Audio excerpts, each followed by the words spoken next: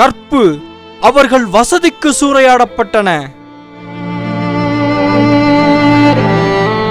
இவை அனைத்தும் உங்களுக்கும் தெரியும். நீங்கள் மறந்ததை நாங்கள் நினைவுபடுத்துகிறோம், அவ்வளவுதான்.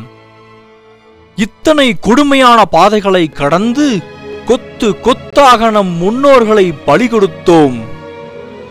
சுதந்திர காற்றை சுவாசிக்க வேண்டும், மனித இனம் மகுடம் சூட வேண்டும், அடிமைத்தனமும் இல்லாமையும் இயலாமையும் அடியோடு அழிய வேண்டும் என்ற நம் முன்னோர்களின் உன்னதமான இலக்கை நோக்கி மனித இனம் மெல்ல நகர ஆரம்பித்தது. காட்டுமிராண்டித்தனமாக ஆரம்பித்த மனித இன பயணத்தில் சரியான பாதையில் மனிதன் முதல் அடியை எடுத்து வைத்தது இத்தருணத்தில் தான் என்று சொல்லலாம். இதன் விளைவு சர்வாதிகாரிகள் மற்றும் அடக்குமுறையாளர்களின் அழிவு ஆரம்பமானது. இதனால் மனித இன பயணத்தின் அடுத்த அத்தியாயம் தொடங்குகிறது. 5ஆம் நிலை சுதந்திரம்.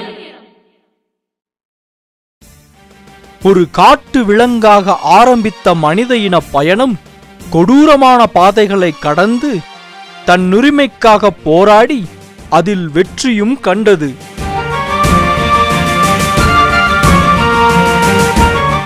உலகத்தில் உள்ள ஒவ்வொரு பகுதியிலுள்ள மக்களுக்கும் படிப்படியாக சுதந்திரம் கிடைத்தது. வந்தே மாதரம் என்போம், எங்கள் மாநில தாயை வணங்குதும் என்போம்.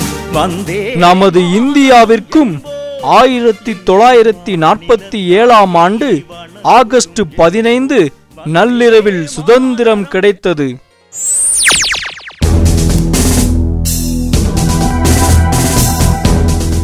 இந்த மனித இனம் மகுடம் சூட வேண்டும், சமத்துவம் நிலவ வேண்டும், இல்லாமை இல்லாமல் போக வேண்டும் என்ற உண்மையான உணர்வோடு போராடிய தலைவர்களே, உங்களில் பலரின் பெயர்கள் வரலாற்றில் கூட இடம் பெறாமல் இருக்கலாம்.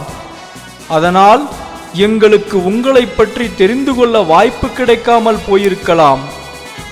வரலாற்றில் தவறான தலைவர்களின் பெயர்கள் குறிப்பிடப்பட்டு தவறான தகவல்கள் பரப்பப்பட்டிருக்கலாம்.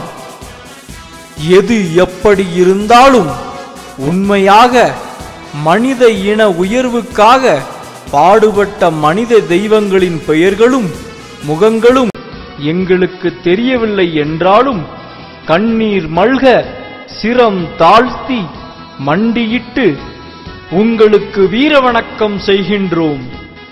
அழிவு பாதையில் சென்று கொண்டிருக்கும் எங்களை காப்பாற்றிக் கொள்ள வழியை காட்டுங்கள். இந்த இளைய தலைமுறையை காப்பாற்றுங்கள். மீண்டும் உங்களுக்கு எங்கள் வீர வணக்கம்.